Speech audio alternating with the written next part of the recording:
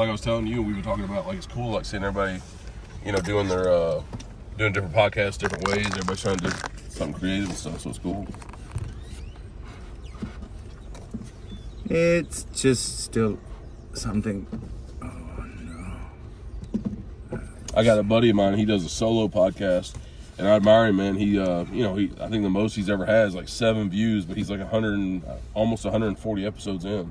Wow. Just by, and I mean, he's had me on there as a guest, or, you know, a couple guests, but the majority of them are just him by himself. What's he talking about when he's by himself?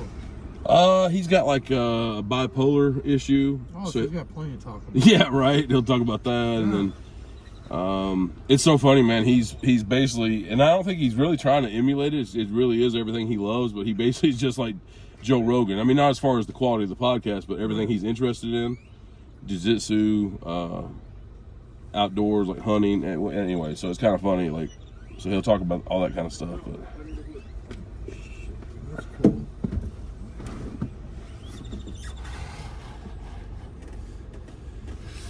I'm starting a handyman podcast.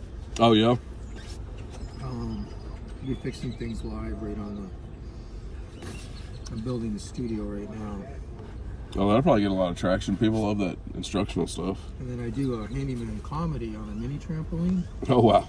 Is one of my acts, so I'll be able to promote that on there. Yeah, Robert's been jumping up and down all over the internet.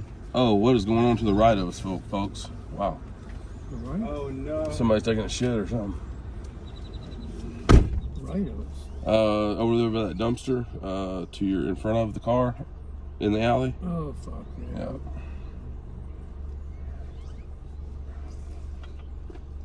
I'm not looking. Guys, we'll be right back. 1 second.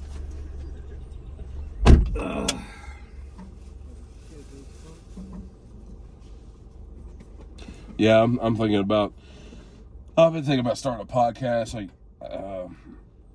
yeah, everybody's starting one and stuff, but I think I have a decent idea for it. But I think my kind of idea is to kind of talk about. I'm thinking about maybe calling it.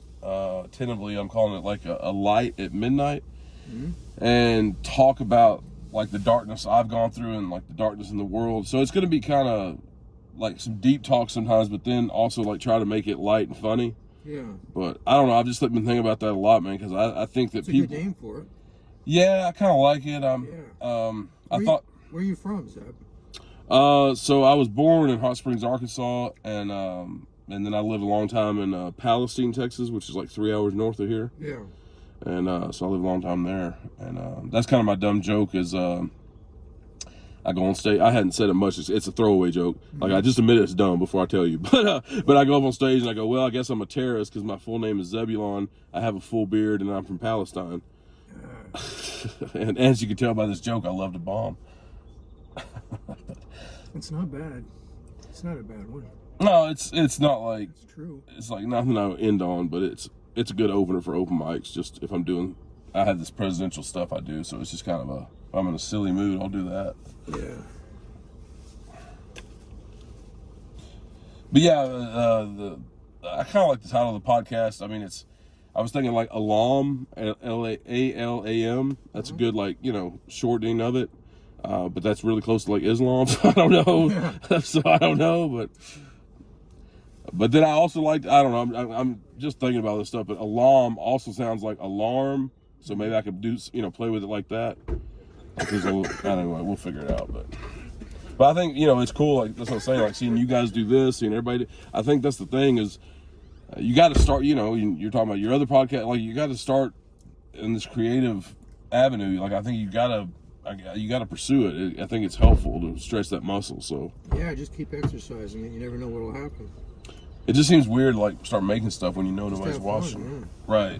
Just figure it all out.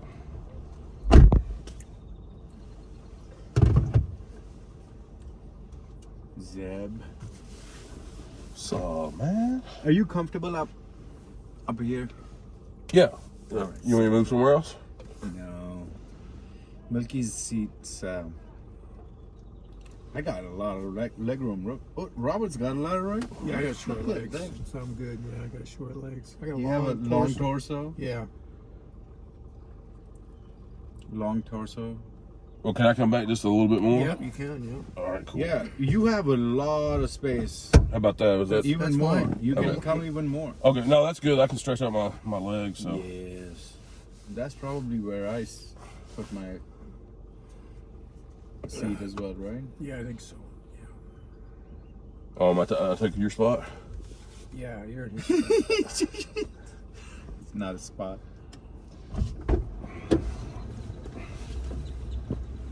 Oh.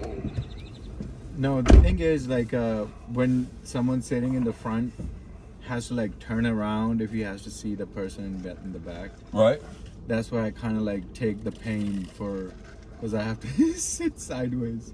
Oh yeah, yeah. Well, I mean, that's like sitting like this is actually better for me because it gets Yeah. me off my left hip. Yeah, that's good. So Yeah. there you go. Look at that.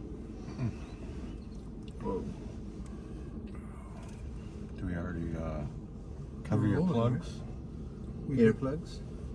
We've been rolling. Cover my plugs. Yeah, how people can find you. Oh, I know what you're talking I about. don't know. He's like, What plugs. plugs I are know. we talking about? I was like, Which kind of plugs, Mickey? Mickey probably needs a plug. No, I need an anti-plug. I need- No, something that can, like a plunger that could open the. well, when y'all were out of the car, he was mentioning his handyman podcast, so I was in that train of thought. So I was like, plug, like electrical. I was thinking electrical. I was like, I didn't know I was supposed to bring any plugs. Yeah. I'm unprepared. Like three pins. What is it called? 3-prong. Prong? Yeah. Mickey, can we have a little air and just like on the blow? Yeah. Is it warm or cold? No, just air. Just air. You know, Okay, I'm cool with that. it's nice out. You could put this down a bit. How are you, Robert? Great. How you doing, Good. Colin? Full on chin, muffins. How was your day, Zeb? It's pretty good. Yeah. Have good days. What's going on? Just waiting on Kill Tony. Yes. Doing podcasts. Woke up. Zeb said he was on Kill Tony, episode 5. 98. That's when you got here, right? Yeah, it was You the day I had just moved down gotten here. Yeah. Wow. And that was early January, you said? Early February. February. February 13th. February 3rd. Yeah. Was it Friday too? No, it was Monday because of Kill Tony. Oh yeah. Yeah. Yeah, it was Monday. No, it's No, nice. it's Vulcan then. Yeah, so Vulcan, and I probably did the worst thing. So I go to Kill Tony, and obviously I didn't know I was gonna get on. I went up there, and I mean, I think for my first time it went all right or whatever. I lost my breath because I said one of my jokes wrong, but I had a really good interview, and then I just walked out of Vulcan, and it was exhilarating. And but then I live right there on 6th Street, right across from Vulcan, and so I walked over to that little room I'm renting. And I was so tired from the move and my back pain and all that, whatever. So I laid down, but I was so excited about comedy. And I looked up and I was like, oh man, the creek in the cave is right there. So I went over to the creek in the cave like at midnight after having that exhilarating high. And then I did my first true open mic. There was 3 people in the crowd, and I tried to tell a story. And then I got off stage and I was like, I want to quit comedy, like right now. I was like, I don't know what this is, but yeah. Cool, man. Yeah. Creek is the right place for you to start. No, I don't. Well, that's what I mean, but I did it backwards. Like, I should No, have. that's how the first time I got on any kind of comedy show stage was Kill Tony. Right, that's right. And then I had to come back to the creek. I'm like, this is fucking brutal. No, let's tell the truth. If I remember this correctly, what you did is you got on Kill Tony twice before you ever did a set anywhere else. Yeah, that's true. Yeah, that's how you roll. You're like, I only do the big leagues. True. Because I remember that. Because didn't he say to you like how many mics you've been doing? You're like, I did 2 here. Yeah, that was not good. But they were right. Absolutely right. You have to go through that. The long nights of late night mics. And there's no one there. It's getting comfortable with the light, the mic, the stage. And yourself. I'm with all that. Yeah, it's interesting because obviously when you start, you don't know anything, and I don't know. The first couple months I was getting pretty exasperated because I was just like I didn't understand what the purpose of doing comedy in empty rooms was. And to be honest, I was more nervous in front of the empty rooms because, you know, I don't know, if anybody looks at you, it's more unnerving because you're almost like, don't even look at me because there's nobody in here, and so just let me get through this. And then and now it's just like, I mean, I kind of look forward to it in a sense because it forces me, like I just have this mindset of like, I don't know, even in empty rooms, I almost attack harder because I'm like, I need to take this time to get used to everything right here. And then because when you work in front of a crowd, there's just such a different rhythm. Like it just, you know, they're wanting to laugh and they're wanting, you know, different things. So I don't know, it's definitely interesting, but yeah, you seem like you're going insane when you first start because you're like, how is this helping me? But then you see the progression and you're like, oh, okay, I guess that. And then your friends see your progression. Right. Like, I've been like watching Zeb's progressions for months, and this last week was the one time you told about the pizza store story. Mm-hmm. It was last week. Oh, right, yeah, the virgin stuff. yeah. But it's so. No, I'm good, thank you. Might be Paul and Zeb. No, I'm good. Okay. I've heard a lot of buzz about it though. Yeah, there's a lot of buzz. Yeah, why? Beef Island is great. It's a superfood. Where are you from, Zeb? So I was born in Arkansas, and then I've lived basically in between Arkansas and Texas. I was born in a place called Hot Springs, Arkansas, which is a national park. It's like, I don't know if you've heard about it, but there's like geothermal pockets of water. Yeah, I've been in there. It's phenomenal. Yeah, it's pretty awesome. It's a really famous place. Like back in the, I guess right around the late 1800s, 1900s, there used to be like, you know, presidents and, you know, movie stars and gangsters and everybody would go there because they had this thing called Bathhouse Row, where they literally through the earth would just take the water that was coming out of the earth, and you could go down there and like have baths and stuff. It's really healing. Yeah, healing baths. Yep. That makes sense. Mm-hmm. Like the Native Americans used it for years and years. Phenomenal. Yeah, you've been there? Yes. Wow. I've heard of it. Yeah, and it's crystal clear and it's freaking beautiful. I mean, we're talking like And you can free ball whatever you want. Nobody cares. yeah, there's like a park, and what's cool is like you just walk through this park, and then they'll have, you know, springs. Now, I mean, they're not they're not made by the park. They're natural, and so you'll go and you'll see the steam rising off of them, and the water is like 130 to 170 or maybe more. Yeah. But it's not heated or anything. It's literally coming from the core of the earth. Whoa. That's also where they found Beelzebub. I'm sorry. That was a Satan joke. And a dead whore. So yeah, I lived there for a long time. Then I lived in a little town called Palestine, Texas, which is 3 hours north of Austin in East Texas. Okay. And yeah, that's pretty much. I mean, I've kind of lived sporadically other places, but those were the main two because I had some family that moved there to Palestine. Nice. So, like, but you've been here. It's been great. Yeah, yeah. I mean, I moved. You've been. No, what? That was a cough. You ever heard anybody cough before? That's like a regular cough that I covered my. Come on, computer. What, a hiccup? Oh, it's check. Maybe I should go check outside too. Jeez. Sometimes these things have stopped working on us. Maybe it's like the divine intervention. Right. Sometimes it stops. Interesting. So. Yeah, I forget which one it was, but I don't even remember what we were talking about, but the computer said no. And it was like, no, we're not doing that.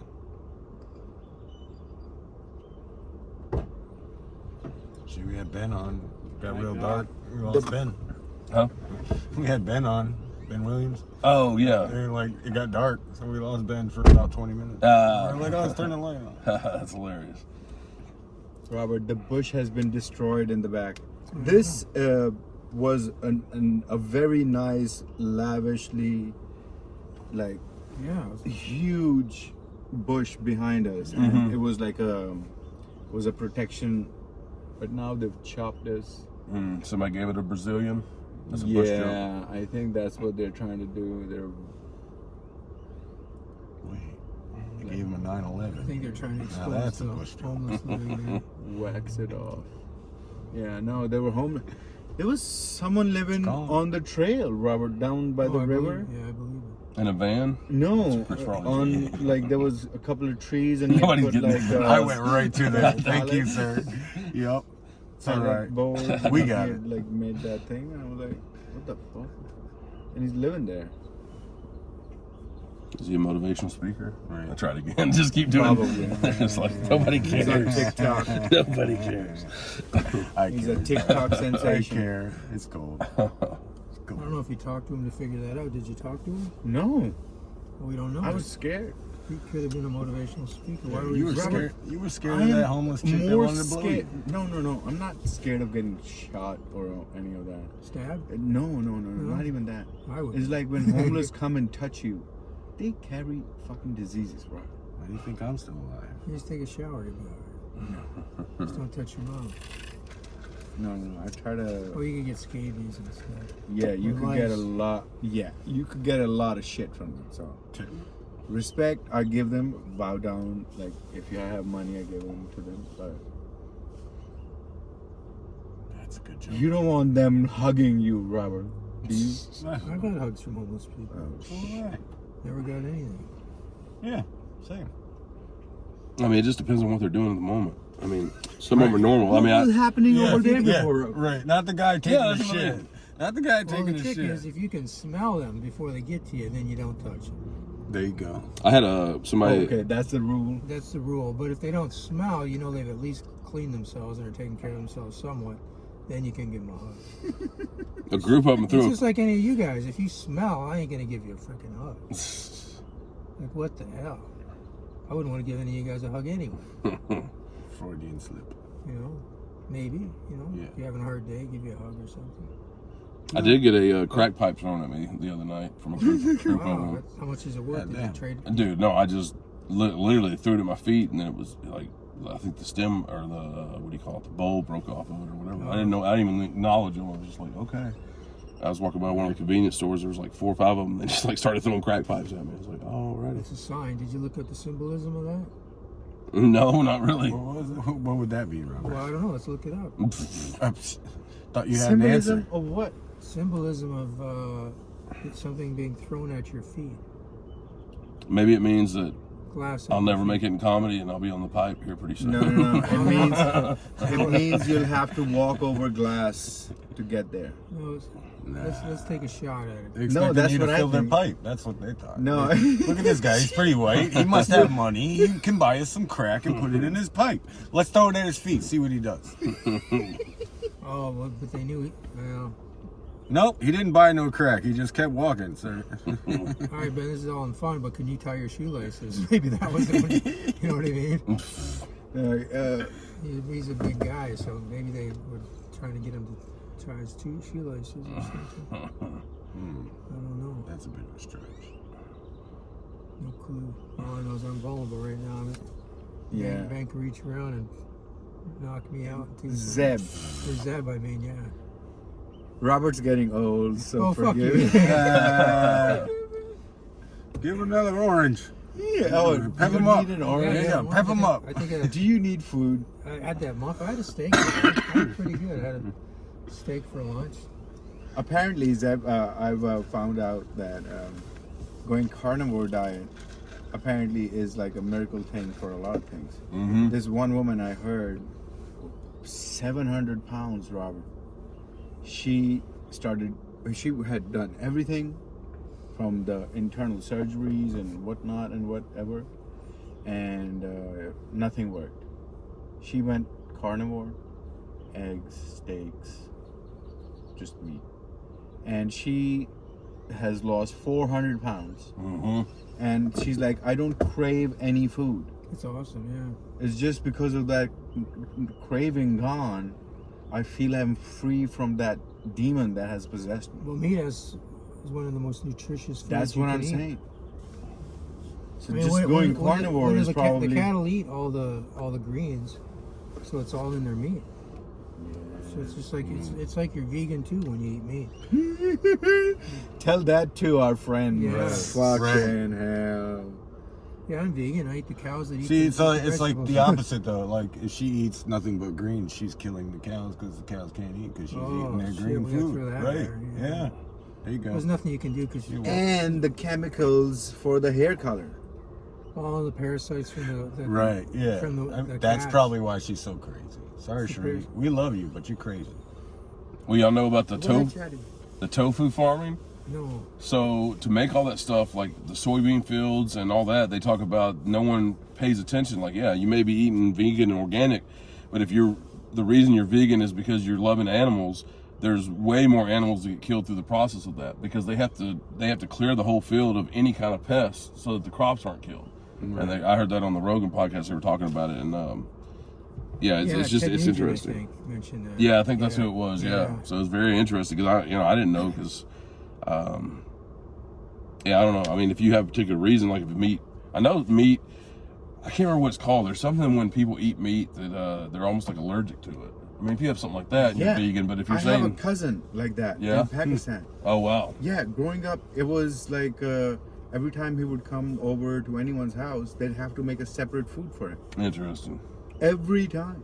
right? So ever since we had no idea what veganism was. I found out when I got here, and I'm like, what? What are they talking about? Oh, this, that. Oh shit! But that guy is actually vegan. Like now, I'm like, oh shit, that guy is vegan because he was born. He couldn't eat meat at all, ever. That's interesting. And a lot of inflammation problems in his body all his life. Hey, you got my ties. Yeah, but I didn't bring them. I forgot. I probably have thrown them away Why not? because they were in a stupid bag. That's a Oh tie. my PCB God, bag. no, they were a gift. I know. There we were go. probably- Milky's loving it. They don't get any of our jokes. One was Whatever. in a nice little fucking box. What do you mean you threw them away? You didn't throw them away. They look like trash. Oh my Oh, God. well, what about my HEB bags? Oh yeah, Oh yeah. they're there. Well, if they're there, that means my ties are there. You're just overreacting. All right, Zach. No, I'm gonna shut up. Before I knock you out, Solomon. no. It was. No, I want those Man, I need to ties. try sitting in the back. I think. Those were a gift. I'll have to like jump into the trash. Well, and then find- jump into the traffic and get them because your life is on the line right now. Uh-oh. That was a gift, Solomon. Never give a Canadian a reason for revenge.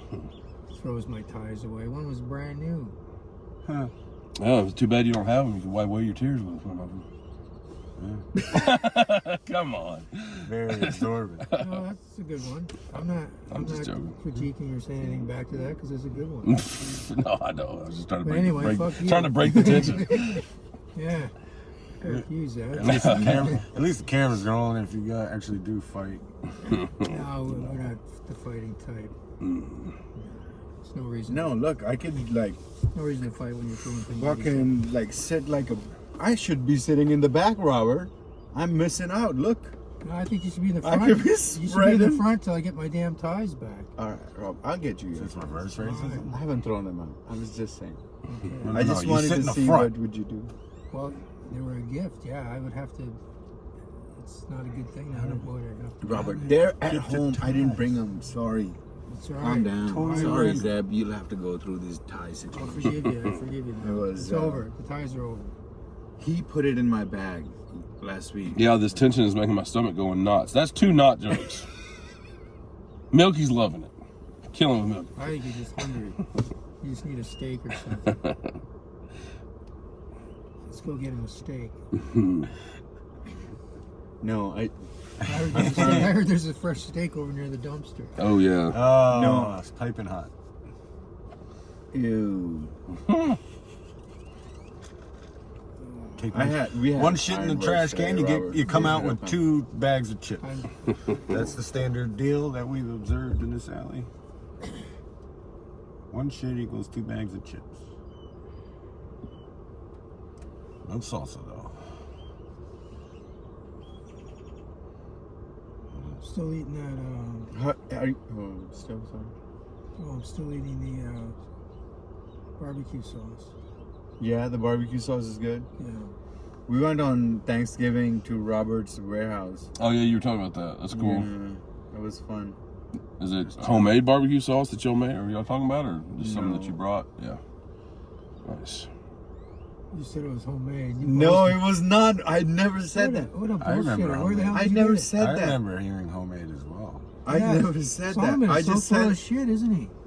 Today. Size Hey, of brown. whoa. You're full of This it is an today. attack. I told you. No, it's exactly. I've when witnessed I've been right I've been buying these the Ruby the barbecue places. They send you sauce. So I put it in a container. I told you I put it in the container. It's not homemade.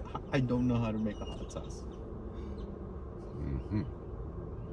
Maybe I should learn. This is fun. Maybe that's a good idea, Yeah, I don't Robert. think It's it's- dynamic. Next Thanksgiving, I'll happen. give you a homemade, handmade hot sauce. It was from a very renowned Fairly unusual. barbecue place. It was not like a shitty Sad. local. Is that with the So ice? it's I don't good. know. You won't die from it. So. Maybe. I don't know. That's a big piece of wood. How many brothers and sisters, Zeb? I have Good six sisters and one brother. Wow. Wow. Are any of them single? Huh. Lord. No, it's kind of a weird deal. So I count them. I mean, I say they're whole, but they're all half siblings. So I have, Oh, that's right, because you're from Arkansas.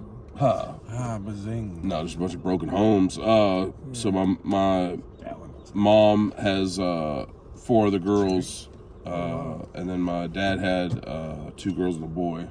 Wow. Yeah, so they got divorced when I was like everybody. I'm way older than all my siblings. So Zeb is short form for what? For Zebulon. Holy crap. Always been a fan of your name, man. Yeah. I knew one other Zeb Zebulon. in middle school. Right? That's cool. Hell That's a yeah, hell of a man. name, He was a isn't cool dude too. Where does it? I've Well, I've never heard Zebulon ever. So it's a Hebrew name thrown in the Bible, but that's not why they name it. So my full name is Brian Michael Zebulon Green, and so Brian is a family name because, well, I'll tell you all this because it's hilarious. Now, before my dad told me this, 5 minutes before he told me this, he had just told me that he's looking out the window because there's a demon in the bush that he's fixing to have to go fight. We were on the phone. Yeah, so that was the meth talking, but I think this is real. He was telling me about my genealogy, and I know this part is true. Supposedly, our family descends from, I think his name was Brian Boru. He was like the High King of Ireland. So like our family name is like Brian, like B-R-Y-N or whatever. Anyway, that's supposedly true. And my dad also said on my mother's side that I come from the Cherokee chief Great Eagle. But like I said, I don't know if I'm really descended from kings or if my dad just had really good meth that day. I don't know. So I can see that in your facial features and your Robert. Yeah. Exactly. He. Yeah, I was just he about to say- exonerates yeah. that. Yeah, I know it's in your blood, man. I can tell. right. Yeah. Yeah, you can see it too. After we get done, I'll show y'all a The picture. voice too. Yeah. I've been telling you about his voice for so long. Oh yeah, Right. his voice is majestic. Yeah. Yeah. See. Right. No, you've been telling me for a long time, but when it comes to your voice, I just wish you'd shut up. Yeah. Come on. Where are you going? Check it out. Where are you going? Why don't you lock the door, Milky? Leave him alone. He's talking too much. Lock it. How do you lock it? Quick. Shit, you got back in, huh? Let's see. So what was that? Why would I? Oh, yeah. So my family. Why was I bringing that up? So. Oh, the name Zebulon. Oh yeah. Okay. There we go. So sorry, I got off track. All right. So because of that, so there. My dad said I want him to be named Brian, and then I also want his middle name to be Michael because that was my dad's middle name. And my mom was like, okay, that's all fine and good. I don't really give a shit. Like, I'm going to name him Zebulon because there was a show. I was born in '79, and there was a show on TV that was like a Western called How the West Was Won. And there's a character on there named Zebulon McCahan. And my mom just really liked that. And then I'm really glad because I really like the name Zeb. Like, Do you watch the show still today, reruns? I've never watched it. You should, man. Just check it out. You should probably let me live my life. But Yeah. no, I probably should. I think I've seen an episode or two. I don't know it, but yeah, I never got into it. I mean, No, it I'm was. just suggesting. I'm not telling you. No, I know. I think I need to try to figure out where it's at because I don't think it was like a huge show. I don't even know if they stream it anywhere. I'll You know, bet you it's on YouTube. or Peacock, whoever owns the rights to it. It's definitely on. It's floating around. Yeah, it's got to be somewhere. But yeah, I haven't really looked it up. But Your mom that hits your mom's, strings. right. No, yeah, yeah. So you're for not sure. very close to your mom. Is that why you don't want to look it up? And see? No, I'm close to my mom. Yeah. I just never have. I don't know. It's just weird. I mean, my whole thing is really up until this year. I mean, and there's still a lot of issues. I don't have very much, just because of my life circumstances. I don't have very much self-worth or I don't know. I haven't spent much time on anything that I've ever wanted to do because I was just trying to survive. So like something like that, which would just be a nice memory or whatever. I never had like opportunity for it, or like it was always too much chaos to like, I don't know, to have that. So I think that's one reason I've never really looked it up or anything. You got more self-worth today? I mean, I'm getting there. I mean, comedy definitely saved my life and is helping. So you need to be your biggest cheerleader. We all do. You know that? Yeah, but that's never gonna. I mean, that just can't happen for me until I get some things ironed out. Like, no, I'm just saying you're your own cheerleader. That's all I'm saying. I know we're supposed to be, but I'm not. I'm not. Oh, you want to know a trick that helps me out? Because I think everybody battles with it, not just you. But if something's running through your mind that just is shit, right? File it in the trash bin. Just say trash. Put it in the trash file, and do that every time, and eventually your body's going to recognize it as trash and move on to a new thought. No, I appreciate that. I'm really trying. Mine is so deeply instilled because I went through a lot of trauma with my dad, and I'll actually tell you all this in kind of a joke form since we're comedians. So, part of the problem is like a lot of times, and I'll fight it off, but it's a lot of stuff that I hear is still in my dad's words, and it's very interesting. And I deal with like a lot of post-traumatic stress syndrome stuff. So I'll tell you all this joke. There's a song I listen to that helps get me, when I'm feeling dark and blue and stuff like that. And y'all may remember it. It was popular a few years ago. It's called "You Say," and it's this artist named Lauren Daigle, and it's kind of a Christian song, but I mean it was like contemporary and popular. But basically the whole point of the song is like it's from the perspective of saying, when we're in this dark place, you say is God saying. So it's like, you say I am loved, like God says, I am loved, and God says, you are strong and all this stuff. But the joke part is the way that song starts out. It says, I keep hearing voices inside my head that tell me I'm not enough. For me, those are two distinct voices. One is my dad telling me I'm a worthless piece of shit, and the second one is Emperor Palpatine from Star Wars telling me, good, let the hate fill me. But the hate doesn't make me want to pick up my lightsaber and strike down Mace Windu. It's self-hate that makes me want to put a revolver in my mouth and pull the trigger. I think that podcast that you want to start, I think this is going to be super therapy for you. I think because of the theme and everything you were saying about it. Right. Yeah, I think it's going to be badass. Yeah, I know. I really need to do it. I'm thinking about, I've been working on writing a book that right now the tentative title is called like The Trials of Zebulon. I like it. And because on stage, with comedy, I will go into all this stuff, but there's certain things that are too dark and too horrific that I don't even think I could make them funny. And that's all the stuff I want to talk about in the book and on the podcast is like to really go into that. Yeah, so you already started. Like Dan Carlin style. Like he's already started. You have that voice, like Dan Carlin. He's got a history podcast. Okay, hardcore history. Hardcore history, yeah. Okay, cool. And he goes into like, oh my God, Robert, you are in those battles that he's describing. Right. And when I heard him talk like Sam's got that voice, he's got that like majestic voice he was just saying. So that will be really something to talk about those things in that fashion. Comedy, it kind of like, you're right, it gets like too much for people to digest at some point. You're like, I don't know this. Yeah, I mean, some of it's just, I take really dark stuff and make it funny, but there's some that's just, it's too shocking. I don't know when I first started doing comedy, because these are all the things I wanted to talk about, was just my life and stuff. And y'all know this, there's that style of comedy where it's just shock comedy, where you say something that's the most shocking. It isn't usually not even true. And so when I came, I would say my life, and then I would try to do a punchline, and I would notice, and obviously it wasn't in front of a lot of crowds, it was in front of a lot of comics doing open mics, but I would notice a look of confusion.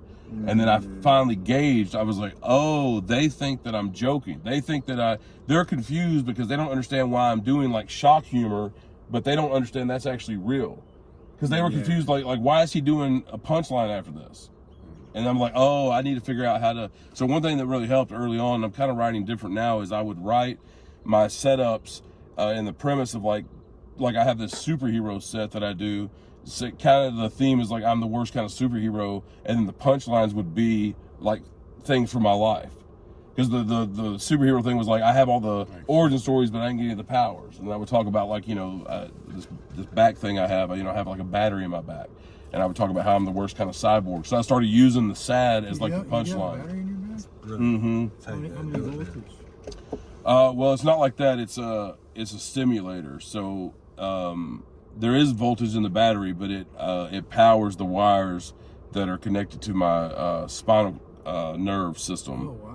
Yeah, because in 20 let's see, when was that? 2001, like right at 2001, I had a really bad car wreck where I was on a 2-lane road, and there was no shoulder, there was only grass, and I was waiting to turn left, and the car behind me passed me on the shoulder, and it was right at sunset, and the car behind him saw movement and thought the lane was free. And as I began to turn, I was doing like 4 miles an hour, and he hit me from the back doing 65. Ooh. And so eventually what we found out, if y'all want to hear it, I have another story based on that. I'll tell y'all in a minute, but that goes with that. That's hilarious. But so what happened is eventually we found out that tore a nerve root on my left side. And then eventually the bottom of my spine and the top of my tailbone had to be fused together. And so from like 2000, I started hurting really about like 2003 after the accident. I mean, I was hurting. I was young. I was only like, how old was I? I was like 21. I think I almost turned 21 when the accident happened. And so I thought I was okay. And I kept playing basketball. And then I noticed my leg was getting numb. And then one day I woke up and I couldn't feel my legs. And I still tried to we were in the process of remodeling a house, me and this family member. And I remember I woke up and I was like, well, I can't, especially my left leg, I was like, I can't feel my leg. But I'm just that kind of guy that like, I don't like to be a bitch, even when it's necessary to be one. So I just like waited 20 minutes and I was like, okay, I'll figure this out. And so I just picked myself up and we went over there, and that project we were doing that morning, y'all know the old school bathtubs that are truly made out of iron. And so we were going to take one of those out. And, I've always been a big guy and I was super strong. And so, he was looking kind of me to lead that project. And I go in the bathroom and I remember I laid down on the floor, and he looks at me, he goes, what are you doing? I was like, dude, I can't feel my legs, but I can lift this thing with my arms. And he's like, what do you mean you can't feel? I was like, I don't know, this whole leg's numb and this one's messed up or something. And he's like, go home. I was like, okay, that'll probably help. But, you gotta get this done, don't we? I know, I was like, well, and then from November 2007, I was hurting with it. No excuse, Zeb. Oh yeah, no, you got time for excuses. Yeah, that's good. Just gotta do shit. Quality. No, you just gotta keep going. But no. So then what happened is like I was in pain. It kept getting worse. I just kept pushing through it. Like I'd play basketball and I couldn't feel my leg and whatever. And so then in 2007, which I was I was like 28. I had to start laying down just to tolerate the pain, and then I quit working. And then from like November 2007 until January 2019, I was basically bedridden in pain. I had like several surgeries and stuff like that. But like basically what I would do is I would lay on my stomach on my right hip, and I could tolerate the pain to the point of like I could function. And then like every month I would get up and like leave my house and go get groceries. But like I was in so much pain, like it's kind of stupid, but like I literally was in so much pain I couldn't even sometimes play video games or watch TV. Like I would just have to sit there and like endure it. So that went on, and then what happened is in 2019 they talked about the spinal cord stimulator, and we put that in. They did like a trial because it's permanently installed once you do it, but they do it on the where it's on the outside of your body. So on my left side where the injuries are, the injury is there's wires in my back that are attached to the nerves in your spine. And obviously our nerves are the what give our brain the signal that there's pain. Yeah. So what this does is that interrupts the signal. Because they told me, so the bottom of my spine and the top of my tailbone are fused together. And then they told me that my L3 and my L4 and my L1 and my L2 need to be fused together. But they said what we'll do is we'll put the stimulator in, and it'll just tell you you're not as much pain as you're in.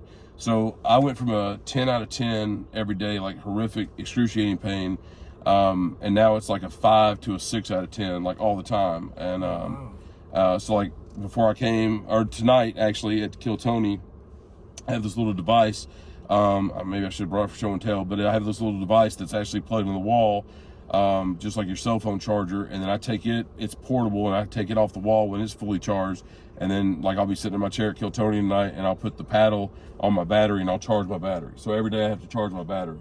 Wow. And like right now, I'm probably, I don't know, my pain's like a 6. It's because I'm kind of sitting down right now too, but because it's a lower back injury, so the pain, it feels like the lower left is like broken, like my lower left back, it'll start feeling broken, and then my leg just becomes increasingly more and more numb, from like my hip down to the tips of my toes is numb.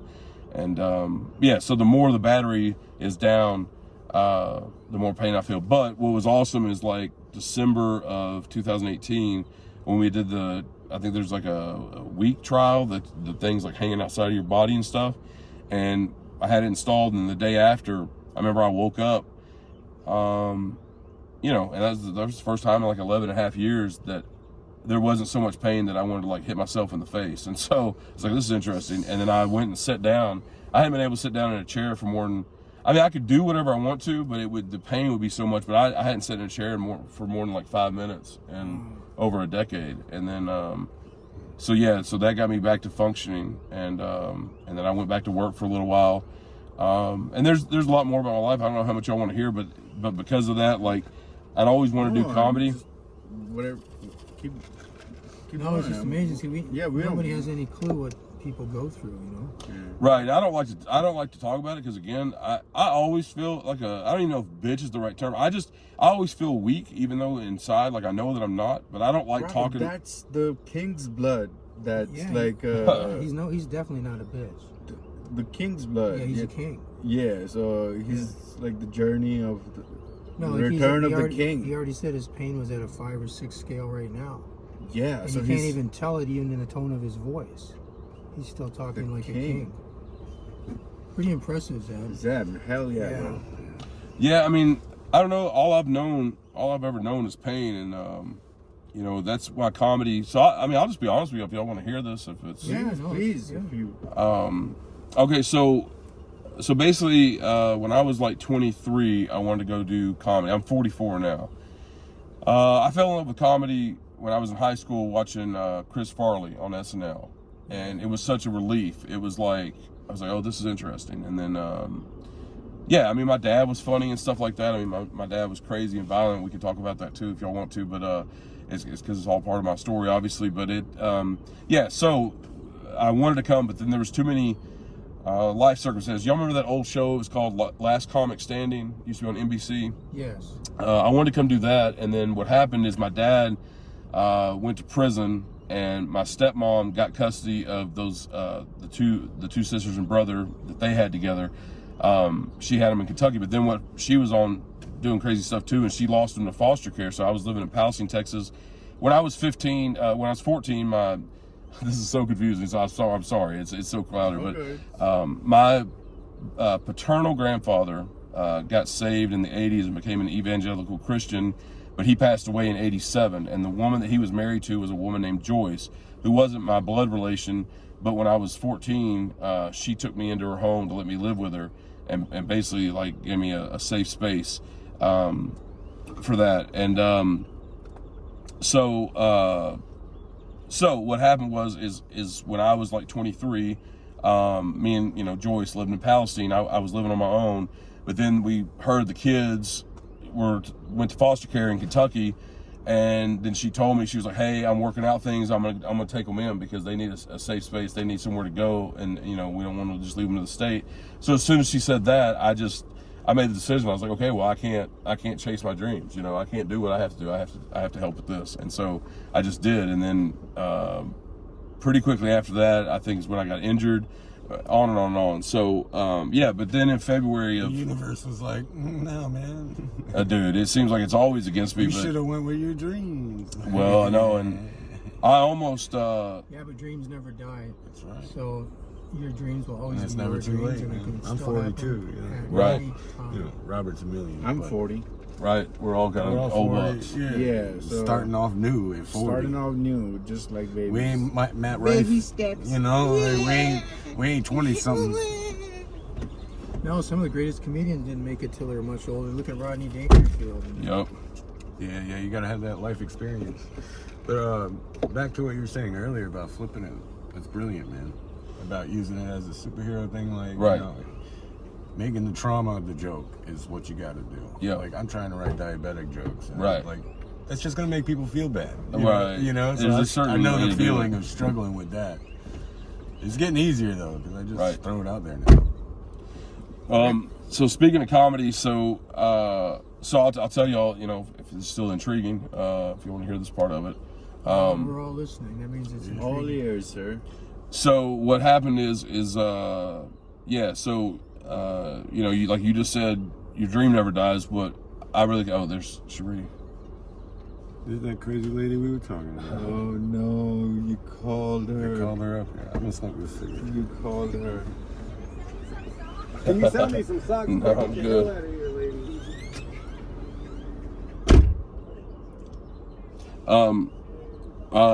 Want to talk about something else, or just keep going? with No, that, or- we are Whatever you're interrupted by the. Whatever you're comfortable with is We good. Okay. Milky called her. Hey, what's happening? Come say hi. Say hi. Stick your head in and say hi. Stick your head Hi. in. How you doing? No, from How are here. you? Good. Are you enjoying this podcast? Oh yeah, it's pretty fun. Are they asking you difficult questions? No, I'm. Well, get on with it. Stick your head in here. Come in, come, look. Come on, stick your head in. Say hi, say Come hi. on, come on, stick your head in. Say hi. They're trying to put my head down The in color, their the crotch. color, that's what we were talking about. Yeah. I'll see you later.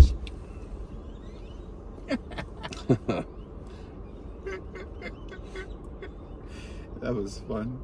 Zeb, you wanna have a seltzer water? No, I'm good. Oh, okay. Thank you. I have one in the bag.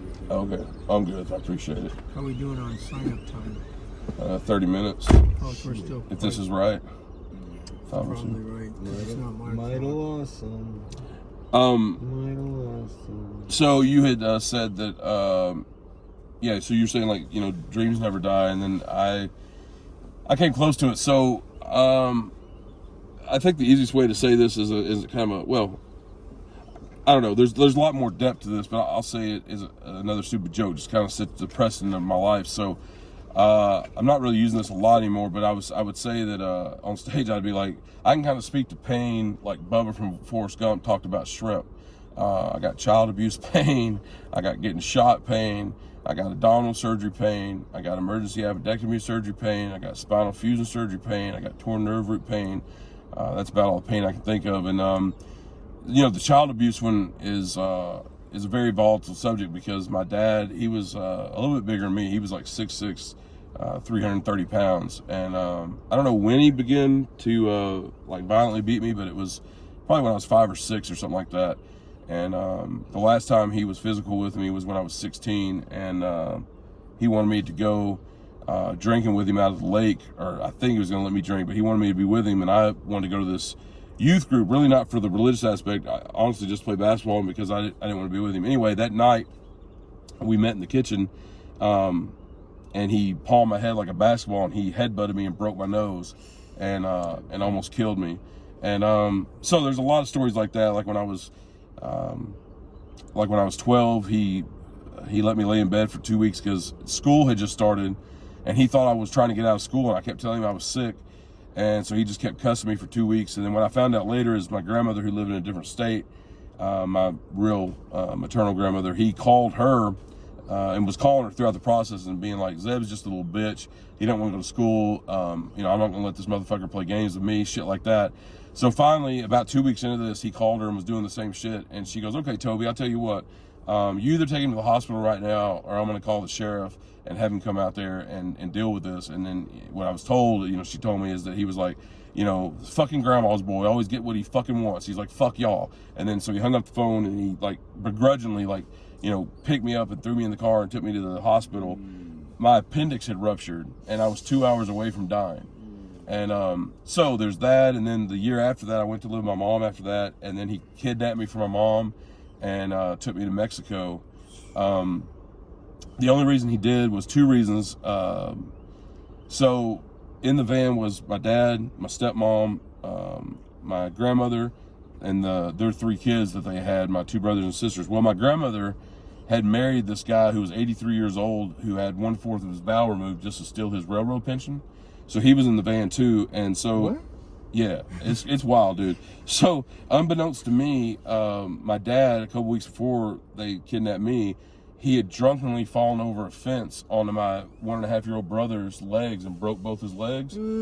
So we were in Hot Springs, Arkansas, and we went to so they're supposed to pick me up for the weekend, which I don't even know why. Everyone was afraid of my dad, but I mean, he shouldn't even been allowed to have me anymore. But anyway, they pull up and like I said, everybody's in the van. So instantly I know, like, okay, well, this isn't how we do things. And so I get in the van and they're like, oh, we're going to Little Rock, go to the zoo.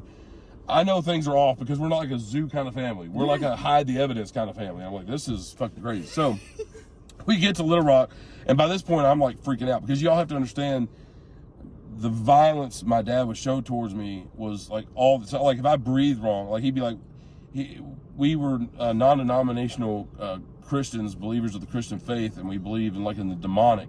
And so he would just look at my face and be like, "Why is there a demon on it?" And I just look at him like, "I don't know what you're talking about. I'm just trying to live, And if I said anything, whatever." So it was that, and so I was already terrified. Like Little Rock's like an hour away from Hot Springs, so I'm freaking the fuck out because I'm like, shit, Bill Clinton's there too. right? Yeah. So I'm freaking out, and so what happened is like I said, he had broke my little brother's legs, which fortunately they were mostly cartilage because he was a little baby, and so he's okay today and stuff. But so we get to the Little Rock Children's Hospital, and my dad meets me in the hall because he finds out obviously the board of directors is going to have a meeting about child abuse with the family, and he tells me, he goes, "Look, we're having this meeting. You're going to go in there and you're going to tell them that you dropped Isaac out of the van and that you broke his legs." And my dad, I remember he got down eye level with me, and as intense as anything, like a UFC fighter or like Mike Tyson in his prime. My dad looked at me in my eyes and he said, "If they don't believe you and they arrest me, I will find a way to fucking kill you." And I was like, well, hide and watch this because I'm fucking Leonardo DiCaprio up in this bitch. So I did that and we got out of there. And then the other reason they took me was to basically change that 83-year-old man's diapers every day. So anyway, there's so much more. Like I was shot, a kid shot me in my heart when I was 9 with a pellet. That pellet's still in me. Like all I've ever known is like pain, and it is what it is. I'm not complaining about it, I'm not bitter about it. It's just been a really hard road. And then Sisyphus, The Pain Man. the right? story of Sisyphus, The Pain. Yeah, this is pretty interesting. like taking all his life is just carrying the weight all the way up the hill, and then in the morning Do it all again. Well, it's probably and make it. again. But the thing is, it's going to make him stronger than ever. Yeah, Once he gets through this the way he's intending to, he's going to be. but that's the irony Strong. of the story, is he never gets out of it. No. He's doomed for eternity, cursed by a That's goddess. going to break the cycle. Well, He's that's going to break it. and that's what I was telling y'all. That's where exactly what I was gonna come up to was like, there's a cycle, Robert. Yeah. When you were talking about that, the voice in your head about your dad's voice, it has been like a study for a very long time. Mm-hmm. And back in Buddha's days, he said something that was so shocking to the world that people were like, "What the fuck is this guy talking about?" He, in one of his talks, he said, "You have to kill your parents." Mm-hmm. Right. And No, people, not literally. Yeah, right. Hold In your on, that's head, yeah. Literally, that's be more what he meant. That's what he meant. But people were asked. So he was like, that voices in your head about you'll have to take some time, and you just have to shut them off. You have to quietly shut them off. Every time it rises, you're like, shh. Yeah, but see, it's I know what you're It saying. takes time. No, but there's something else. So with the post-traumatic stress, it puts you in a physical state that you can't do anything about. Yeah. So when fear will just encompass me periodically, and there's nothing I can do about it, and then that's when it gets real down. But I'll tell you all. I mean, that's what to tell you all that. The reason is to get back to where we originally were when I finally came to do comedy in February. I tried to come the summer of 2022. And as soon as I rolled into Austin, my truck broke and I had to retreat because I had no money and stuff. And then, when I got the stimulator put in January 2019, in August of 2019, I went back to what was my former career before I got hurt, which was the aerospace industry. And I was selling parts like nuts and bolts and washers and custom parts to like Boeing and Raytheon and Lockheed and all that kind of stuff. Super stressful job, and then I couldn't do it because of the pain, and I was so unsatisfied. I had this whole failure mentality, and so even when I'm doing well, like, your accomplishments don't equal happiness because nothing, makes you sad, whatever. So I got to this point where when I came here, I was like 470 pounds, and all I was thinking about was committing suicide because, I don't know, I even hate to admit it, but I get to a point where I'm tired of fighting. I mean, when you're just in constant pain, like that's all there is, and it just, and then nothing was working out. I mean, overall, and so I was like, basically my thought got to the point of like, let me go try to do comedy, just basically let me try to do it before I die. And then I had a couple friends I was going to ask because I was so broke, like I didn't have no truck. I said, I need a ride down to Austin, and I need somebody to co-sign for this hostel place I'm trying to live in. And if they would have, if both of them would have said no, then I was just going to wrap it up. And so that's the mental state I was in when I did kill Tony, like the day I moved down here. Because I was basically, my friend had gone to Nashville, the one who agreed to help me. I was actually living in his house all of 2022. He's actually the one who owned the last aerospace company I worked for. He's a great friend of mine, and he could just see that I was in mental anguish and stuff. But anyway. Was that Tangerine Man that owns the hostel? No. He's talking about his friend from out of town that owns the aerospace company. Oh. But that was what was going on when you got on stage. Yeah. So when I got on stage, and that's why I'm proud of it, because it was my first time. We had come down that day, like that pretty much was the day that I was gonna commit suicide. Pretty much because I had my friend who did all this for me. He was in Nashville. And I'd asked him, and he lives in Palestine, but he was going to Nashville. So I asked him, and then he didn't give me an answer for like 4 days. I was actually watching his house for him take care of his dog. And so that whole weekend, I was just like in panic because I was hoping he was going to say he was going to help me, because and then I was thinking about if he didn't, what I was going to do. And I was just bound and determined to go do that because I didn't feel like I could take the pain anymore. Anyway, so he said, yeah, I'll do that. And so when I came down here that day, we had like a 3.5 hour drive. And we got down here, my room wasn't ready. So I stood outside for 2 hours.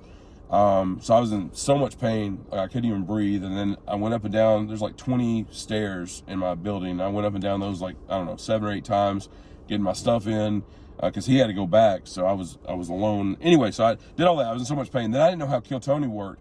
So I walked across the street, stood up for another 3 hours, between sign up and, waiting for the show. So when I went on stage, like I literally, I don't know, I don't know how much pain I was in. I mean, because I'm used to dealing with it. I was in a tremendous amount of pain. Like I couldn't feel basically the left side of my body. I was 470 pounds and suicidal. And I just got up there, and when they said my name, I just told myself, I was like, you're going to fucking do this. I don't give a fuck, And so I just went up there and did it.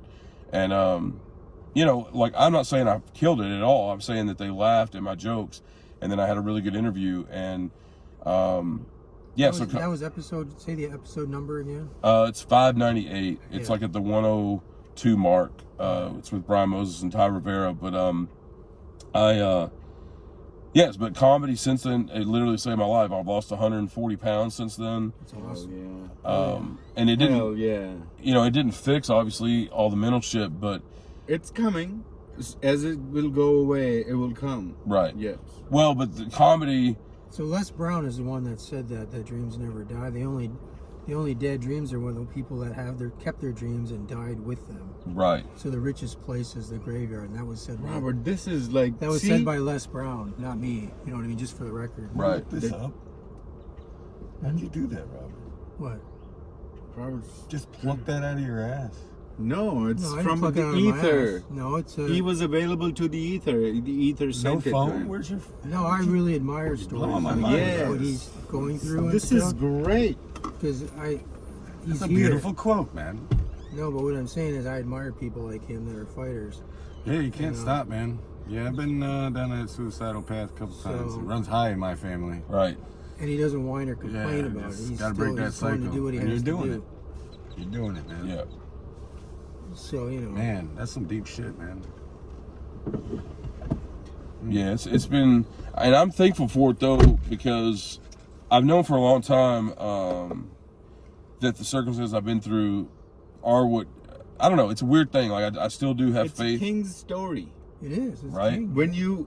I've seen the Vikings, the TV show, the Vikings, Mhm. the children that are like, they become kings later. There's life and what they go through. It's like like you were saying, that you are built with so much pain. You were like built into like a rock. Like Yeah, you're well, solid. I haven't watched TV since '97. I know. So I wouldn't relate it to a but TV when show. you- I would relate it to a real Viking. Yeah, Of but the Viking past. is a representation Come of on. what they were Hold doing. out. Right, but I would relate it to No the real phone? thing. No, if you want to see A real Viking. what Yeah. happened. Well, you like TV, I don't. No, but It's all okay. the king's So- stories. It's Just all- than that. But no, It's these two today. Zed's story is This is joy. You know, it's a great story. the funniest part of the whole story. 598. No, this whole episode 98. was while Zeb was in that detail, that there were these women over there, homeless women, and like my sight, like straight Right. into my Taking sight, a shit over by taking the truck. shits or Yeah. whatnot. The cops came, told them to go away. I'm not There done was a shitting. huge The women were shitting there? Yeah, dude. and the socks that Cherie gave to that woman, She wiped her ass. she wiped her ass Oh in my front God. of me, Wow. Oh, and oh my well, God. It's where we live, boys. she was squatting down, and Oh. Wait till you tell us. At least they're I'm brand gonna go new, tell her nice right and now. soft. Is that we the should same? head out. I want to get Did- some coffee. Did she buy more, or did she I don't use know, the same she- bag She from last away the week? other ones. Is that the same bag that she still Well, can't she get rid bought of the these socks? cheapest ass socks you can buy. They're not even real material, so maybe It's polyfiber. Yeah. so they're not even healthy to wear. So maybe it was well, appropriate. she'll have an itchy ass. This homeless woman. Probably she'll Yeah. probably get a rash. Yeah. Anyway, Zeb, you signing up? Yeah. horses. All right. Yeah, We should be heading out. Thank you so much, Zeb. It was so much fun. We will have you back Yeah. That was a good time. anytime you feel you want to come back. You're most welcome. Yeah. It was fun, man. And the podcast, we're gonna be. Yeah, where can we find you on the internet, sir? Dude, Hold on. Chill. Plug your shit, son. Stop. He wants to Instagram, get it at nothing? the end All right. too. We got it early on, but he wanted to get it at the end.